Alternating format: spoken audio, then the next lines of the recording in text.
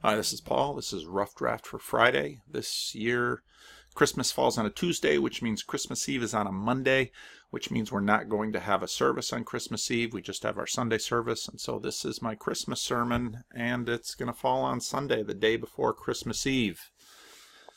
A number of people sent me Jocko Willink's Christmas Truce 2014.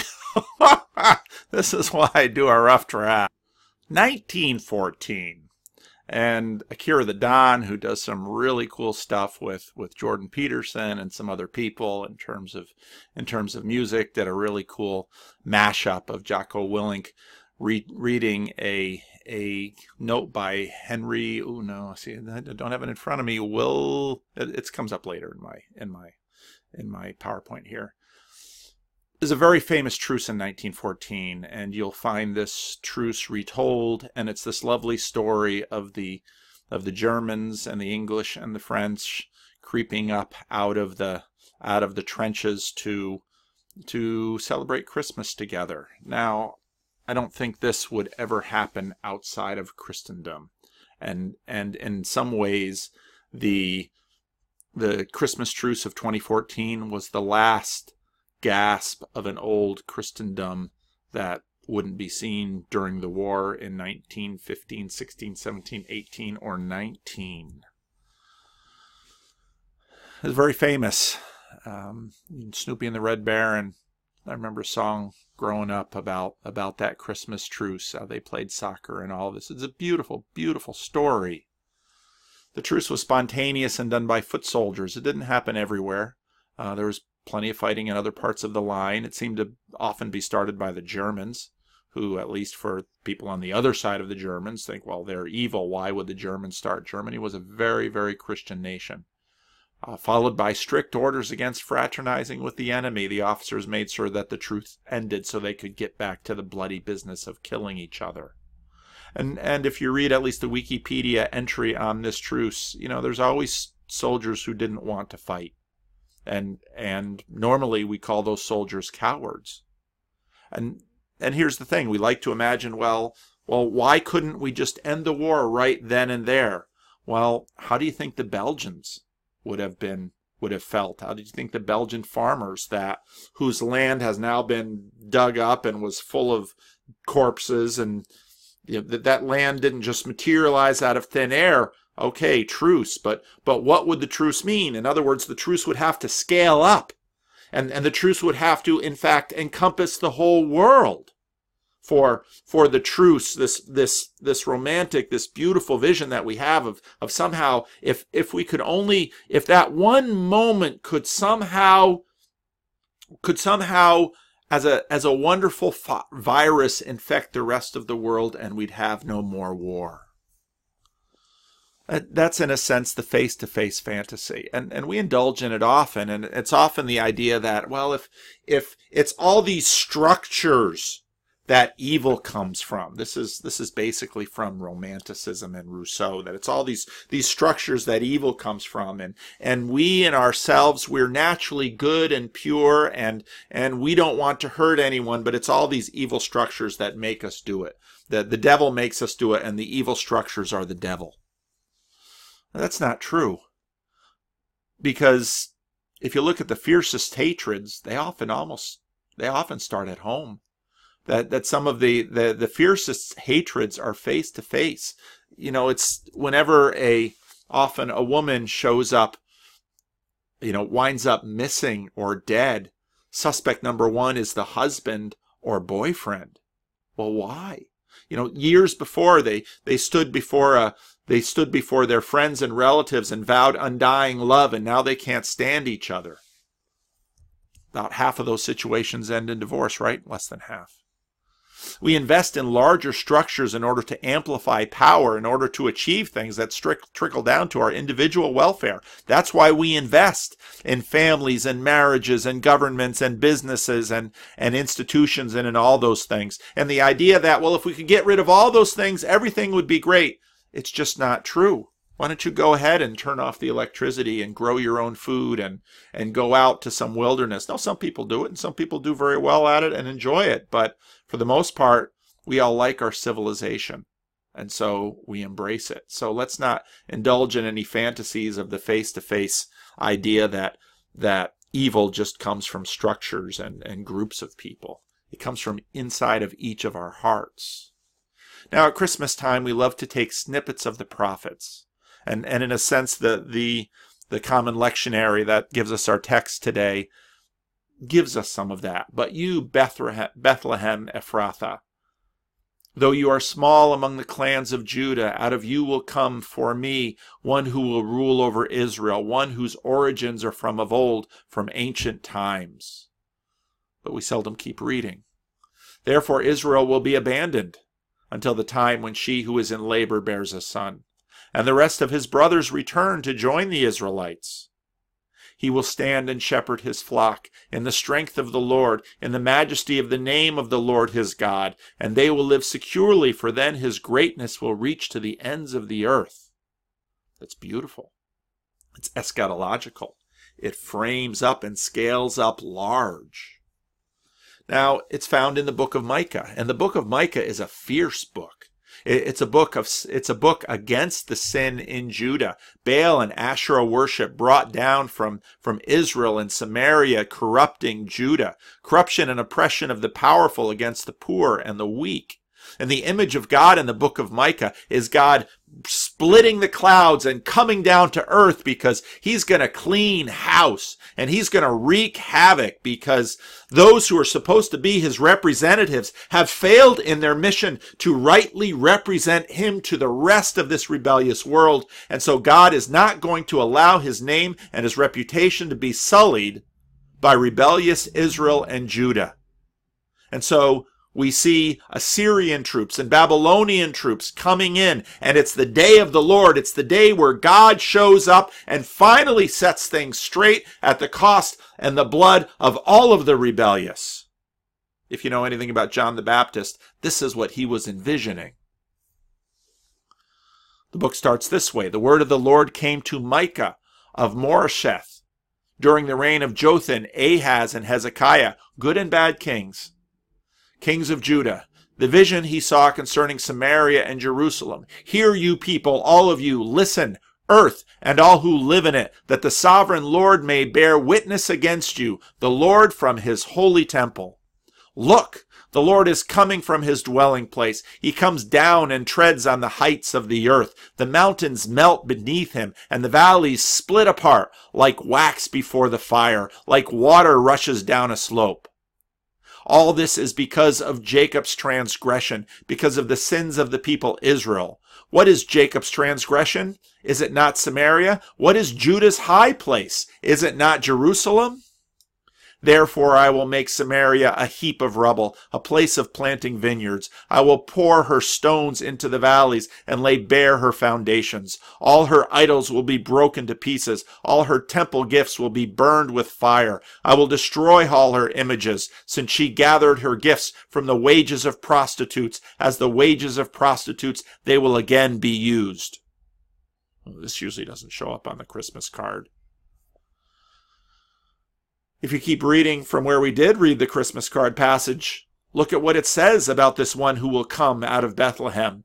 And he will be our peace when the Assyrians invade our land and march against our fortresses. He will raise against them 7 shepherds, even 8 commanders, who will rule the land of Assyria with the sword, the land of Nibron with drawn sword. He will deliver us from the Assyrians when they invade our lands and march across our borders. We should be pretty understanding to those who received Jesus in the Galilee and in Judea during the Roman period for expecting exactly this. This is exactly what Micah says. So, where is this Messiah that will deliver his people from the tyrants? Henry Williamson writes on the Christmas truce, "The shallowest graves were dug, filled, and set with crosses knocked together from lengths of ration box wood, marked with indelible pencil, for God and country.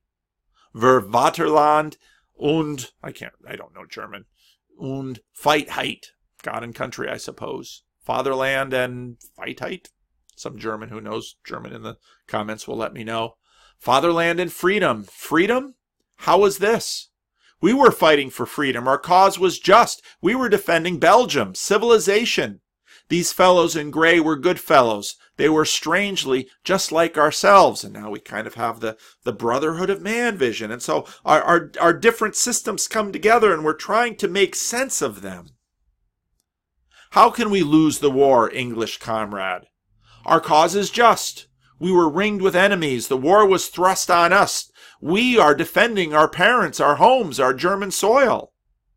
A most shaky, staggering thought that both sides thought they were fighting for the same cause. Add to the slide here if I can find the little button that lets me pause. One of the most interesting books I ever read on World War I was Philip Jenkins' A Great and Holy War, How World War I Became a Religious Crusade. A most shaking, staggering thought that both sides thought they were fighting for the same cause. The war was a terrible mistake. People at home did not know this. Are we really that innocent? Do we really not know? Are we really not that aggressive? Are we really not that activistic and moralistic that we imagine we should kill for the reasons that we find just? Then the idea came to the young and callow soldier that if only he could tell them at home what was really happening, and if the German soldiers told their people the truth about us, the war would be over. But we hardly dared to think it even to himself. Doesn't that happen in every war? Aren't there voices that cry out and say, this is a bad idea, this is terrible? Yet we fight them. Well, Jocko Willink, former Green Beret, Silver and Bronze Star, decorated veteran in Iraq, the Iraq War. Do we really know? Is it just information? These momentary truces, do they somehow reveal the truth? Because this group of World War I soldiers felt betrayed by their leader's 1919 truth. You can probably recognize one of them in the middle, and you know where that led. This time of year, I so often think of one of my favorite Christmas songs, which is by U2, which isn't really a Christmas song. Peace on Earth. Heaven on earth, we need it now. I'm sick of all this hanging around, sick of sorrow, sick of pain, sick of hearing it again and again that there's going to be peace on earth. Can we believe this? Or will this just continue until we kill each other? In those days, Caesar Augustus, ruler of the world by force, issued a decree, not a suggestion, that a census should be taken in the entire Roman world for taxation. This was the first census that took place while Quirinius was governor of Syria, and everyone went to their town to be registered. So Joseph also went up from the town of Nazareth in Galilee to Judea, to Bethlehem, the town of David, because he belonged to the house and the line of David. He went there to register with Mary, who was pledged to be married to him and was expecting a child. While they were there, the time came for the baby to be born. And there were shepherds living out in the fields nearby, keeping watch over their flocks at night. An angel of the Lord appeared to them, and the glory of the Lord shone around them, and they were terrified. But the angel said to them, "Do not be afraid." Angels were considered warriors from heaven. "Do not be afraid. This is not God rending the skies to take your blood. I bring you good news that will cause great joy for all people." This isn't just for you, chosen people. This is for the whole world. Today, in the town of David, a Savior has been born to you. He is the Messiah, the Lord. This will be a sign to you. You will find a baby wrapped in cloths, lying in a manger. Suddenly a great company of heavenly hosts appeared with the angel, praising God and saying, "Glory to God in the highest, and on earth peace for those on whom his favor rests." Peace on earth. We need it now. We long for the angel's song to finally come fully true. We long for the truce to actually scale out. When the angels had left and gone into heaven, the shepherds said to one another, "Let us go to Bethlehem and see this thing that has happened, which the Lord has told us about." So they hurried off and found Mary and Joseph and the baby who were lying in the manger. When they had seen him, they spread the word concerning what had been told them about this child, and all who heard it were amazed at what the shepherds said to them. But Mary treasured up all these things and pondered them in her heart. The shepherds returned, glorifying and praising God for all the things that they had heard and seen, which were just as they had been told. Now, hope in mere sentiment evaporates. The truce was a beautiful thing, but it didn't last. And it wasn't going to last because all of those soldiers were connected with way too much. And we are not anywhere near as innocent as we would like to imagine we are. And that's true way down at the local level. And it's true all the way to the heights of government. It's true through and through. We need a peace from top to bottom. Nothing short than a renovation of everything. And this is not something within our power. God parted the skies. His answer wasn't Babylonian armies. His answer wasn't the God of war. Angels sang. The shepherds and the mother wondered. The baby would grow to bear judgment rather than bring judgment at first. How should we respond? The truce is beautiful. It's exactly the proper response of gratitude. And there, even in their culture that brought about war, there was enough of Christianity left on both sides that they would say, this day is special. Let's make it holy. But you would know that it wouldn't happen in 1915 or 16 or 17 or 18 or 19. And even the truce would go on to lead to another war. Because at Versailles, they didn't really turn swords into plowshares or spears into pruning hooks. You know, in that truce in 1914, someone had to be the first to step into no man's land, and I wouldn't be surprised if someone tried it and got shot. I'm sure there were shots fired and some missteps. Many lose, so we lose many battles. And to be the first often means to be shot. But we try to bear witness to Jesus' costly form of peace on earth. Typo. And you might say, well, how can you have the courage to do this? Because if you actually practice this, in most truces, you get shot. And in many places in the world, you get killed.